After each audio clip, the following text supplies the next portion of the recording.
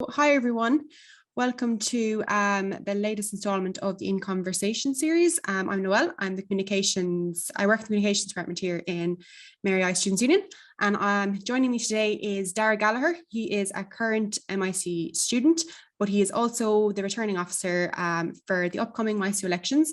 So this little series today is just going to chat through what the elections are, what Dara's role is, and a few different FAQs that kind of come up when it comes to elections. So Daragh, I'm going to let you take off and introduce yourself and explain kind of what your role is as returning officer. So as Noelle said, I'm a student here in MISU and I'm in my fourth year, been returning officer now for the last 2 years. So kind of the elections over the COVID pandemic. So I've had my fair share of learning the ins and outs of this. What I do, returning officer, essentially my role is the first point of contact for any candidates in the election. So any candidate, wants to ask about the process, how they get nominated, and then to help them throughout the week of the election, any questions they may have, they come to me. So that's the main role of the returning officer, is being that first point of contact for any prospective candidates or candidates during the election campaign. So as you said, you help candidates or prospective candidates with the nominations. And can you explain to me a bit about the nomination process? So what can a student expect if they come next week, they want to put themselves forward for one of the roles? What can they expect from the nomination process? So the first thing they need to do is to contact me by emailing returning_officer@misu.ie, just saying they're interested, or even before they're even interested, saying, hey, I like the idea of this role, can you tell me a bit about it? So you can contact me essentially to get signed up to do the nominations. You need three main things. The first one is a nomination form.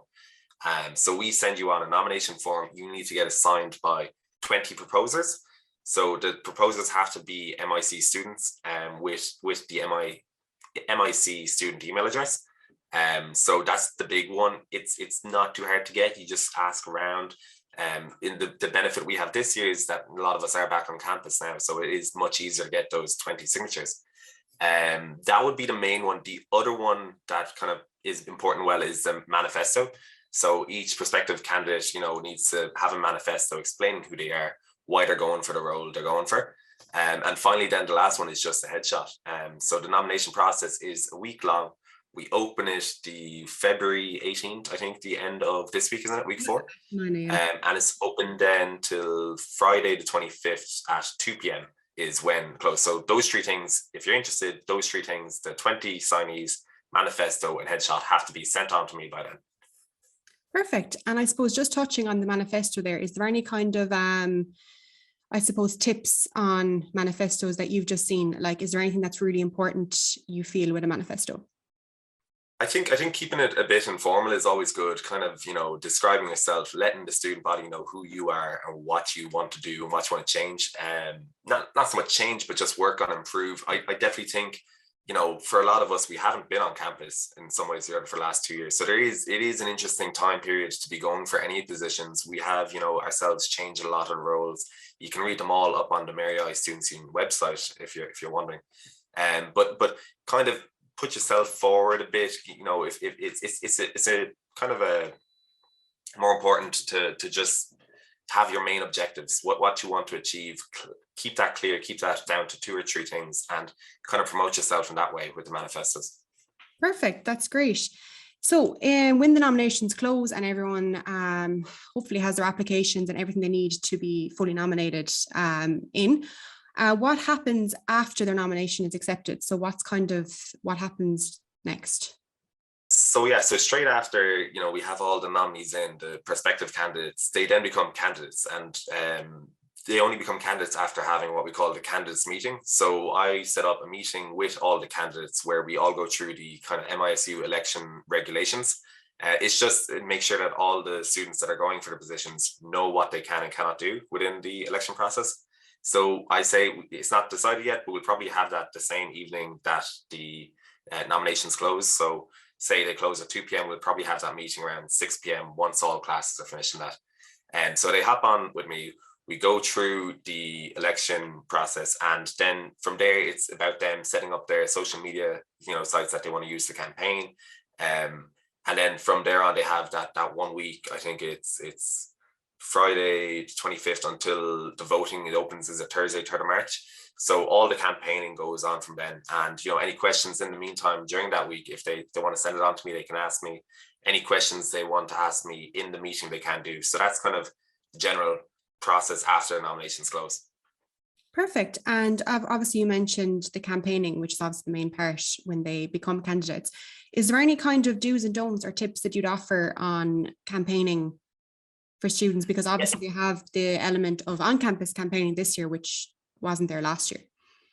100%, yeah. So like, obviously, in that candidates meeting, in the elections regulations, I won't go into too much details now, will all be explained there. But some of the big ones we see is you cannot use the MISU logo in your campaigning. So anything you do campaign, you can't use like the MISU logo, any of that. One of the big ones that people kind of, it's a great part is when you're a prospective candidate, you can't be using social media. So until you have the meeting with me, there's no campaigning on social media. As soon as you send on the social media accounts to myself, you can then start using it. So that's kind of a great thing, just to be aware of that. Other do's and don'ts, you can't besmirch any other candidate. We try and do this respectfully and promote your objectives instead of tearing down anyone else's. That's a big one, common sense kind of thing. Another one is then just no alcohol involved, or don't try and kind of run it in a way that, trying to make deals with, say, prospective nightclubs or bars, that if you were to become a certain position, you would do this on behalf of the student union. Yeah, that's just not allowed. So they're kind of the biggest ones that I can think of. The only other one is during the campaign process, you cannot be sending emails to students or staff at the MIC email address. So no chain mails, no mass email send outs. It all has to be done through either on campus posters, if you want to use, or through your social media accounts. Perfect, that's great. And I suppose with the campaigning, it kind of leads to the hustings. So would you mind talking through hustings and what it is and why it's important and why you'd encourage the candidates to get involved, and of course the students who are going to be the voters who will be voting on the day for these candidates? Why would you encourage both to get involved with hustings? Yeah, so you kind of made the main point there yourself. Hustings is usually, it's going to be the day before the election. So it's going to be the Wednesday, time to be decided. But as you say, it's more important for the student body who aren't going for it than it is the candidates themselves. It's kind of an informal or formal, let's say, debate between each of the positions. So students who may be on the fence or unsure of who to vote for, it's the last chance for them to come along, ask questions they may have to the candidates. And it's important to know you can't direct any questions to one specific candidate. You have to ask the question to the position. So if we have, say, for example, 3 people going for president, you want to ask a question, you ask the question to the 3 of them, not one specific,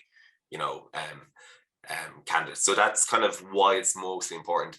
It is also for the candidates a last chance to really, hit home and sell their main points, their main objectives for their positions.